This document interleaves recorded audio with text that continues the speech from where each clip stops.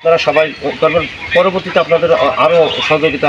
পবিত্র রমজান মাসে অসহায় মানুষের পাশে দাঁড়ানোর প্রয়াসে বাংলাদেশ খেলাফত মজলিস শৈলকুপা উপজেলা শাখা অগ্নিকাণ্ডে ক্ষতিগ্রস্ত 4 পরিবারকে নগদ অর্থ সহায়তা প্রদান করেছে। দুপুরে উপজেলার খন্দকবাড়িয়া গ্রামে সংগঠনের নেতৃবৃন্দ ক্ষতিগ্রস্ত পরিবারের সদস্যদের সাথে সাক্ষাৎ করেন, তাদের দুঃখ দুর্দশার কথা শোনেন এবং সমবেদনা জানান। সহায়তা প্রদান পূর্বে খেলাফত মজলিসের নেতৃবৃন্দ পুরো ক্ষতিগ্রস্ত বাড়িটি পরিদর্শন করেন।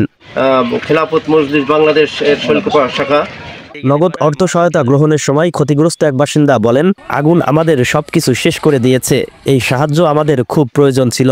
আল্লাহ তাদের উত্তম প্রতিদান দিন। বাংলাদেশ খেলাফত মজলিসের পক্ষ থেকে আমাদের আর্থিক সহযোগিতা করলেও এর জন্য আমরা অনেক তাদের ধন্যবাদ, আমরা অনেক খুশি, তাদের জন্য দোয়া করি, তারা দিন সুখের সাথে থাকে চাই, তারা আমাদের একটু সাহায্যের হাত বাড়িয়ে দেন।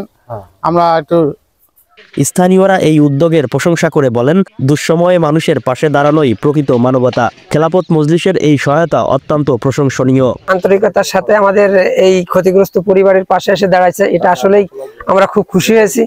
এবং আমি সবাইকে অনুরোধ করব যে ইনারা যেভাবে আগায় আসলেন, সবাই যদি এইভাবে আগায় আসে তাহলে হয়তো আমরা তাদেরকে এই যে ক্ষতি হয়ে গেছে কিছুটা হলেও হয়তো পূরণ করতে পারবো।